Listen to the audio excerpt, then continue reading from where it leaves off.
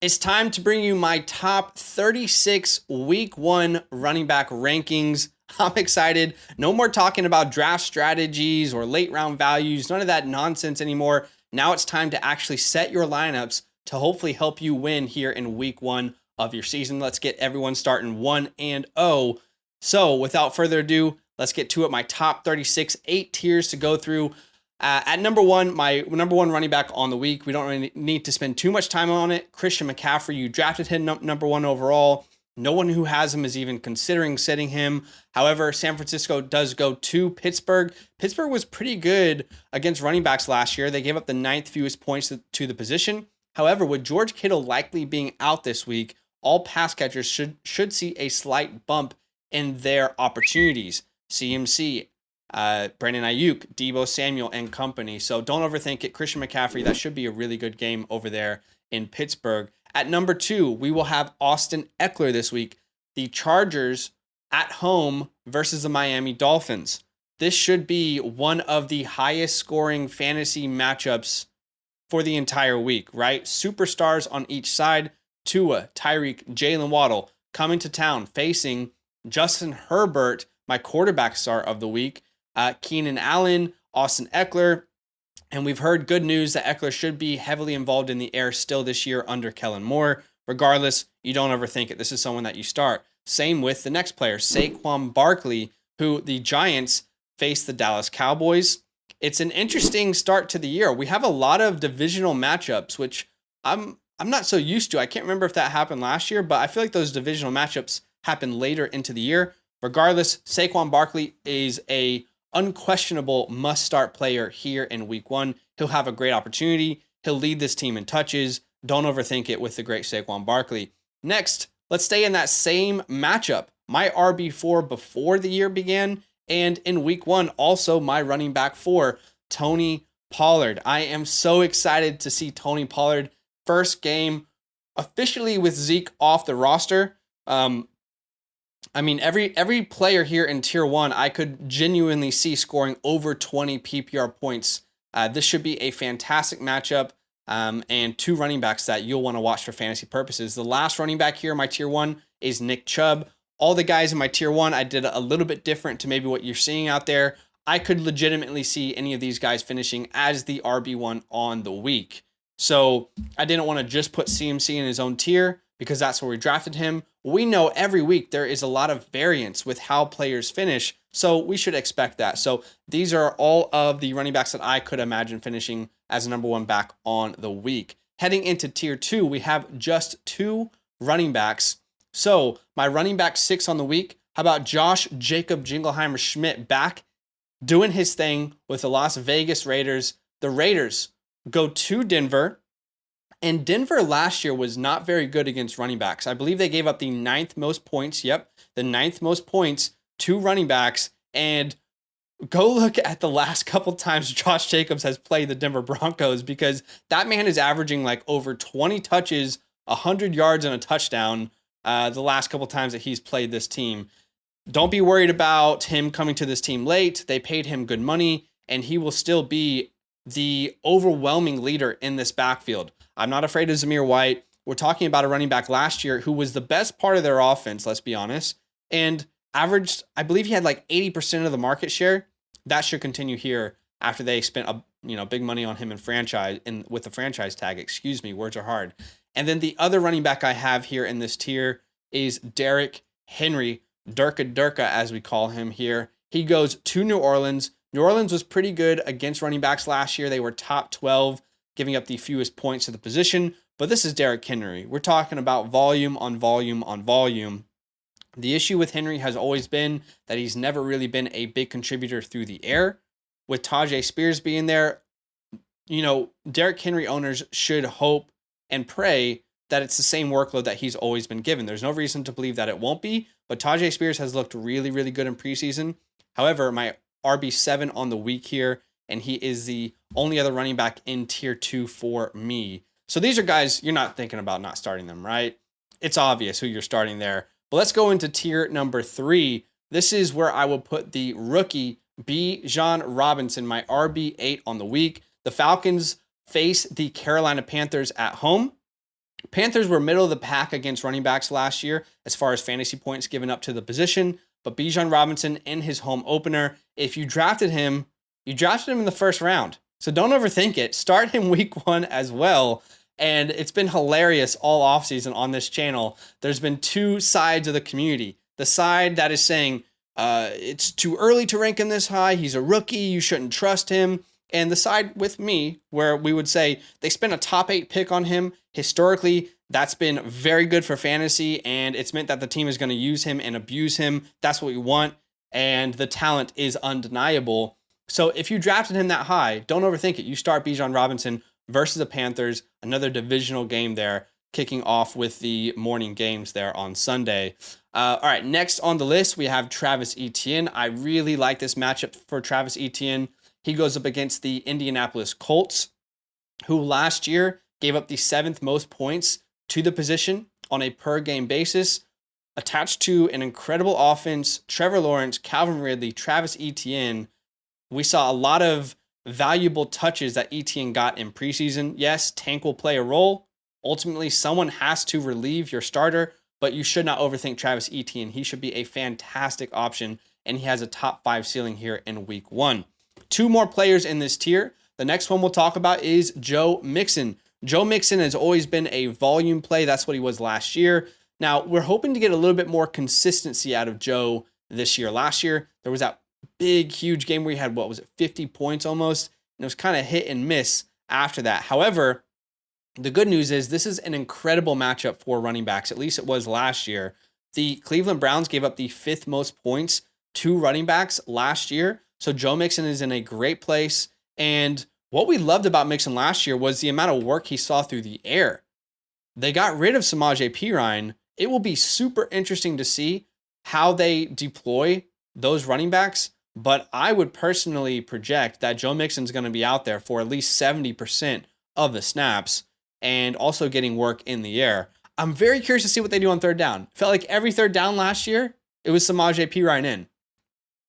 Is that going to be Chris Evans? We'll find out. Regardless, Joe Mixon's going to be the guy on the goal line, and that's a good offense to be a part of. And the last player who was disrespected a lot in drafts, I'll be honest.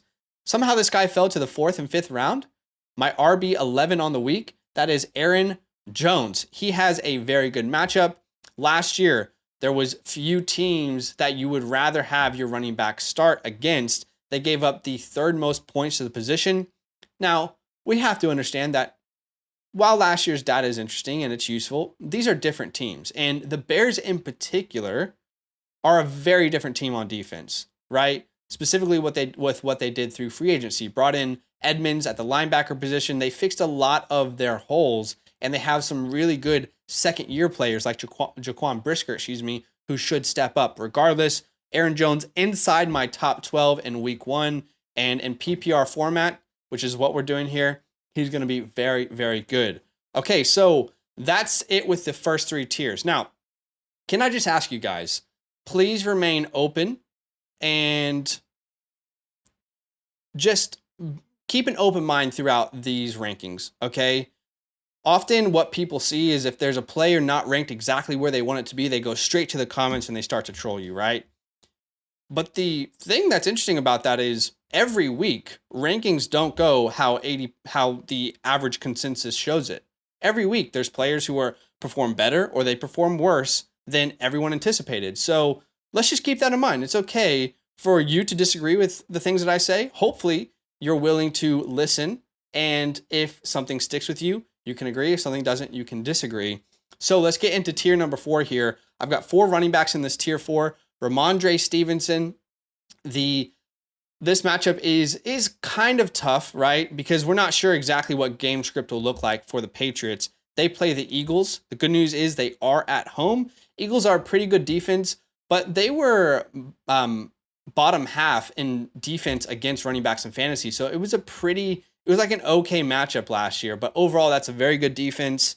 Ramondre Stevenson should get you a ton of work through the air still. So he's my RB12 on the week. I'm very curious to see, again, like Joe Mixon, how this backfield will look, because I anticipate Ezekiel Elliott having an important role. And I know a lot of people have disagreed with me on that, but I would not be surprised if Zeke vultures a touchdown this week? We'll find out. The next running back, which will be playing on Thursday Night Football, Jahmyr Gibbs. Keep in mind, these are PPR rankings, and a lot of the Lions are just getting bumps right now, to be honest with you, in my rankings for multiple reasons. Firstly, Chris Jones not being there is huge. That is massive for all of the runners on this team. So not only Jahmyr Gibbs, but we'll talk about David Montgomery later.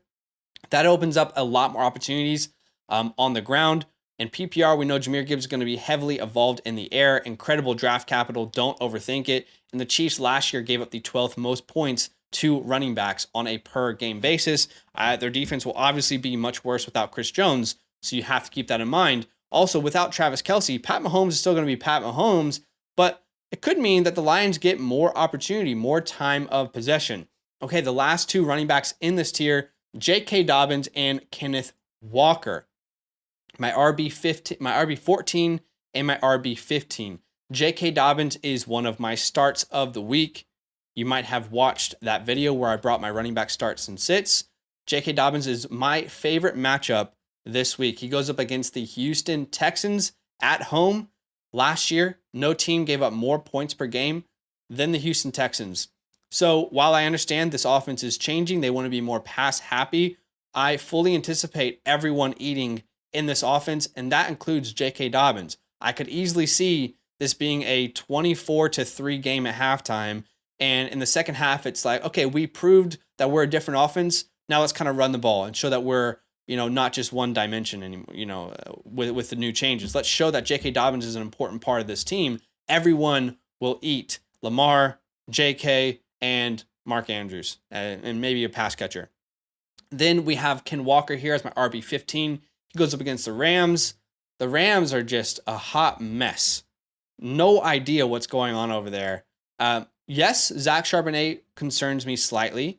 However, in week 1, remember last year, the Seahawks did not use Ken Walker straight away.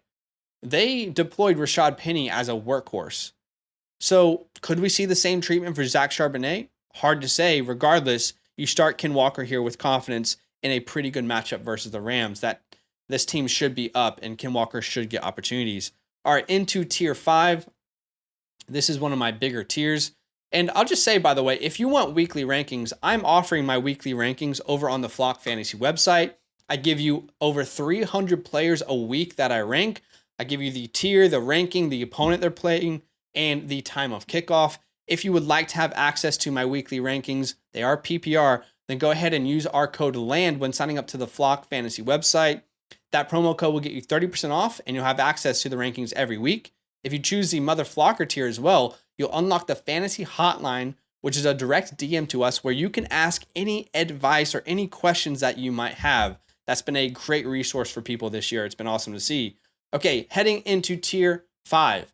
An honorable my guy, we'll start here with Miles Sanders. Miles Sanders, we know this, they go up against the Atlanta Falcons. The Falcons have improved on defense. They have. We have to acknowledge that. However, it's fully my belief and my projection that with Bryce Young making his first start, you want to make it as easy for him as possible, which means you would hopefully like to establish the run. So this is, again, a volume play on what could be a very competitive matchup. Super excited to see this new Panthers team, new coaching staff, obviously face the franchise and Bryce Young and their prized, as they called it, not my words, theirs, their prized free agent pickup in Miles Sanders. They said they're going to use him a lot in the air. Now it's time to put up or shut up. Right after him, another honorable my guy, Alexander Mattison. Alexander Mattison going to get a ton of volume in this game. They go up against the Tampa Bay Bucks. Last year, the Bucks were actually a pretty tough matchup. However, I've been saying this all year long. Madison really excites me with what he can do in the air. Every game that he started without Dalvin Cook as a Viking, he averaged over 4 targets. And you have to keep in mind, Kevin O'Connell, since he entered Minnesota, since he came to Minnesota as the head coach, that team has been top 3 in passing attempts per game. And the running backs do get involved. So we should see a great, great game for Alexander Mattison. And if that team gets on the goal line, he'll be an option for them. Okay, we've got 4 more players in this tier. Let's stay in the same matchup. Let's talk about Rachaad White. Again, this is a running back that excites me more about what he'll do through the air rather than what he'll do on the ground. So if you're in a standard league, Alexander Mattison and Rachaad White would be ranked lower, right? But we're excited about what these guys can do for us in PPR formats. Last year, Rachaad White had a ton of work in the air. Him and Leonard Fournette shared responsibilities as pass catching options. Now you got Baker Mayfield, who has a long history of dumping the ball off to his running backs. Rachaad White has virtually no competition outside of undrafted free agent rookie Sean Tucker. And unless Rachaad White goes down, it's his backfield. Okay, 3 more running backs here. Cam Akers, which another start of the week for me. I'm very excited about this matchup. He goes up against the Seattle Seahawks, who gave up the 3rd most points to running backs on a per game basis last year in a PPR format. Now, obviously, like I said before, we understand that the teams are different to what they were last year, but this is a good matchup. And if Cooper Kupp is out, we saw last year that the offense was, completely revolved around Cam Akers. Had an incredible finish to the season, won people championships, and now he's clearly their best option with Zach Evans, Rivers back there. So Cam Akers is going to get a ton of work. This is another volume play, but you can also be excited about what he could potentially do on the ground. Last 2 running backs here. Earlier, I talked about with Jahmyr Gibbs that you should be excited about the running backs in this backfield. That included David Montgomery. David Montgomery on the week is my RB20. Going up against the Kansas City Chiefs on Thursday night, I'm projecting at least 10 points. I think he could get up to the 15, 16, 17 range. And if the Lions move the ball, which without Chris Jones, they should have a good opportunity. Keep in mind, Lions last year, a top 5 offense, top 5 in points per game on the offensive side of the ball. Now you upgrade both from Swift to Gibbs and from Jamal Williams to David Montgomery. No team last year had more points in fantasy to the running back position than the Detroit Lions. I wonder why they upgraded that position, because it is ultra important to their plans. David Montgomery is a big part of that. Not only did they draft Jahmyr Gibbs, but they brought in David Montgomery in free agency when no one is getting big deals. They gave him money. So they both will play a role. David Montgomery, a my guy this year, not even an honorary my guy, but a true my guy. And then the last player in this tier, I would say consensus is going to have this player higher. And I understand some people might disagree with me. That's completely okay. This is where I would have Najee Harris. Now, Najee Harris had some pretty rough games last year. He was dealing with injury. This has much more to do with the matchup than it does with Najee Harris. Last year, no team gave up fewer points to the position than the San Francisco 49ers. They were incredible versus the run. Anytime you saw the Niners on the schedule, it was like, damn, should I start this guy? I mean, typically he's a top 15 back, but he's playing the Niners. Now, I understand the Nick Bosa situation is not figured out, but that defense is still good as a whole. We have seen that. So I'm a little bit lower on Najee Harris. I understand most people probably have him in tier 4, but I'm not really loving chasing that matchup. But keep in mind, everyone in the top 36 is probably going to be started at somewhere in your roster. If it's not in your RB1 or RB2 slot, it might be in your flex. Okay, here into tier 6, let's talk about James Conner. James Conner faces the Washington Commanders at Washington, and it's more likely than not that the Commanders are in control of this game, because this is just not a very good Cardinals team. If that is the case, we have seen all last year that James Conner got a ton of work as a dump off receiver for their quarterback. Didn't matter what quarterback it was. Look at the numbers without Kyler Murray. James Conner was even better last year without Kyler Murray.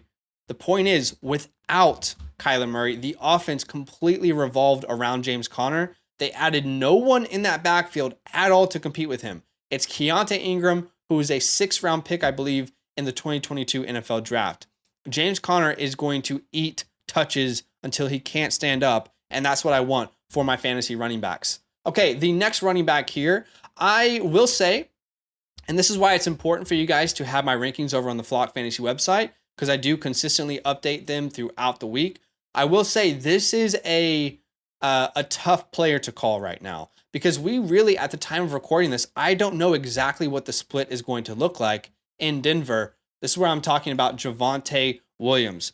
It was very good to see him. He played in preseason. That's all comforting. However, we still don't know how this running backfield will be deployed. If we get reports out there that Javonte is going to be on a snap count, then I would play everyone in tier 6 over him. Okay? So right now I have him towards the beginning of this tier. Keep in mind, if a report comes out that says he'll be on a limited snap count, let's move him all the way down that tier, and it could be even more drastic if they say he'll only play a couple snaps, for example. So we'll find out more information on that. However, the matchup is very good. Last year, the Raiders gave up the 5th most points to the running back position. So Javonte, if he is full go, should be a very sneaky start here in week 1. Okay, now this is where things might get a little bit weird if they haven't already got weird for you. Another one of my starts of the week. This is going to be higher than I think a lot of people would have him ranked.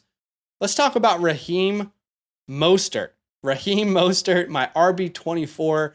He faces the Los Angeles Chargers in Los Angeles. Last year, the Chargers couldn't stop anyone on the ground. Not a soul. I want my fantasy players to be attached to potential shootout matchups. And that's what you have here with Raheem Mostert. You have 2 electric offenses. The defenses are in question, haven't played up to their potential, and you want pieces of that offense. Meanwhile, we've got Jeff Wilson on IR. We've got Devon Achane coming back from a shoulder injury, who's a rookie. I love Devon Achane. Excited about him more long-term this year than I am Mostert, but we're talking week 1 only. And there's just, they cut Myles Gaskin. There's no one to compete with touches for Raheem Mostert here in week 1. So he should get, this might sound drastic, but he should get 15 to 20 touches. And in that offense, that's something that I definitely want in my lineup. So I genuinely feel like if you went heavy wide receivers to start your draft, you should not feel scared to start Raheem Mostert. I genuinely believe he'll be a great return for you. Okay, let's talk about another start of the week, back-to-backs for me. That is Brian Robinson Jr. Brian Robinson goes up against the Arizona Cardinals. Last year, they were the 2nd best matchup for your running backs for fantasy purposes. I talked about earlier how I believe James Conner's value will come through the air because I believe the Commanders will be up. Let's go ahead and flip that. If the Commanders are up, expect them to try and dominate on the ground with the likes of Brian Robinson.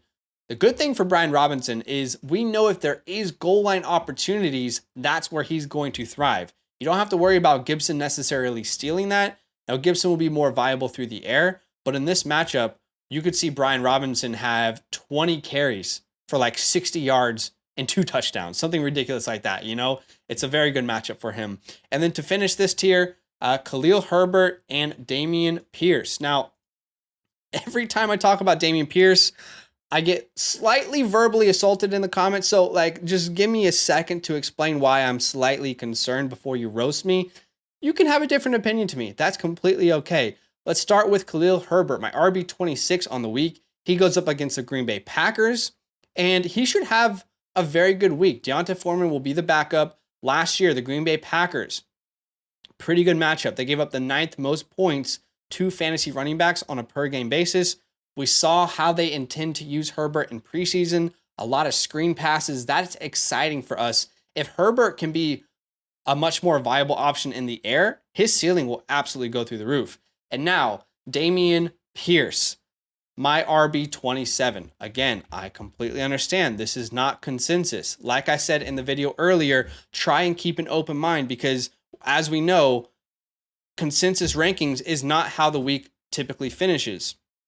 I'll make my case quickly. I talked about already in a different video. I just think this is game script for me. I think the Ravens are going to absolutely dominate this team, and the Texans are going to be down very quickly. It's going to hit them very fast, and they're going to have to throw the ball a ton. Now, I'm not someone who's completely convinced that Devin Singletary doesn't have a role. He was a great pass catcher at his time in Buffalo. I'm not suggesting it's going to be a 50-50. I'm suggesting there's a chance that Dameon Pierce isn't out there for all third downs. And if that's the case, this team likely isn't going to score many points or have many scoring opportunities. Last year, When the Ravens traded for Roquan Smith, from that point onwards, they gave up the 7th fewest points to the position. I am proceeding with caution.